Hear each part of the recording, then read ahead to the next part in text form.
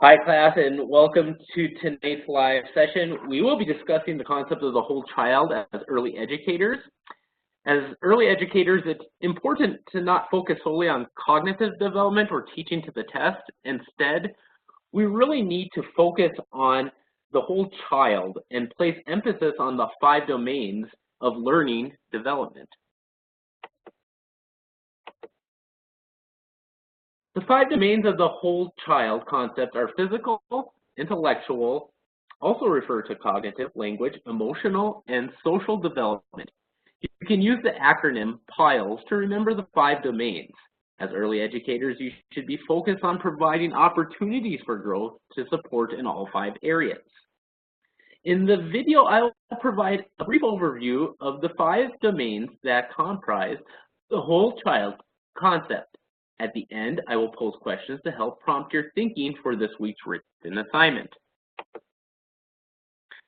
So let's take a look at physical development. Physical development refers to both gross and fine motor skills. Oftentimes, the gross motor skills are seen as the main focus of the domain because it is initially what comes to mind when we think of physical development. We think of running, kicking, jumping, balancing, throwing. However, fine motor skills are equally important part of this domain.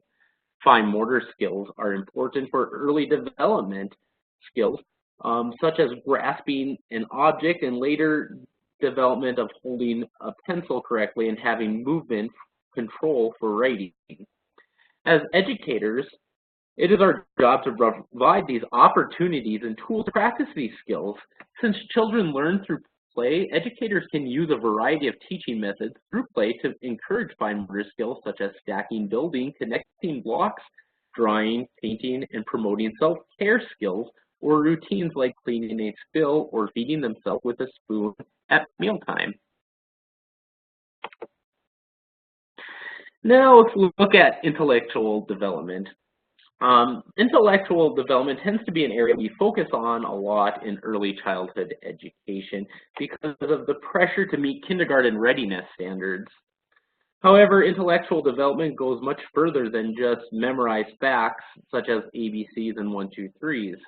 Intellectual development includes reasoning and problem-solving measurements and scientific inquiry, providing students with daily opportunities to figure things out for themselves and investigate things around them helps develop their intellectual skills that are necessary in the classroom and in real life.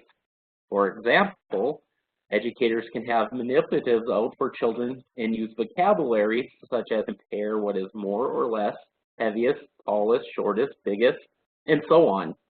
Children can also sort different materials by using this vocabulary with children so they understand the concept.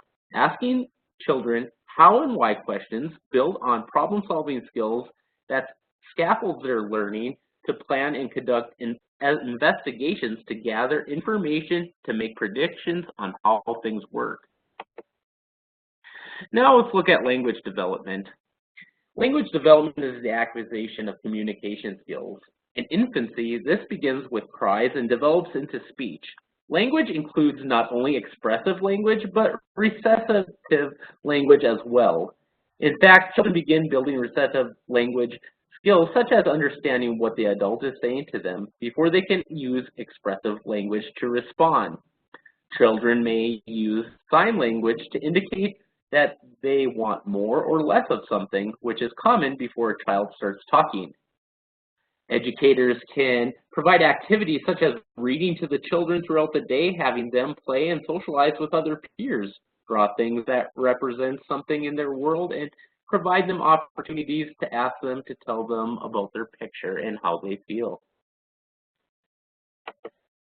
Emotional support. Emotional support focuses on feelings and emotion. It is important to allow children the opportunity to express their feelings and teach them healthy ways of dealing with their emotions. Emotional development also includes showing empathy to others and emotional regulation. Children who may have separation anxiety from their parents or guardians can be a challenge. As educators, we can support these children by having them bring in a picture of their family or a toy to comfort them and talk to them about why they are sad so they can express their feelings in a healthy way. Social development. Now, social development describes the development of skills to interact with other children and adults in healthy ways. As early educators, we need to ensure that children have the opportunities to participate with one another in group activities as well as participate with us as teachers. We should focus on providing both one-on-one group interactions with our students. Children use the opportunities to play with other peers and develop their social skills such as collaboration, cooperation, and even individualization. Now that we have briefly gone over the concept of the whole child, it is your turn to share. In this week's written assignment, I want you to create a one-page response to the following questions. How does concept of the child fit with your knowledge of ECE? How do you support each child's growth and development in all 5 domains? And then please provide concrete examples of what implementation opportunities for growth in the 5 domains of development would look like in your classroom. Be sure to use APA formatting and review the assignment rubric before submitting it. If you have any questions, please reach out to me via email, text, or phone. I hope you enjoy the rest of your evening.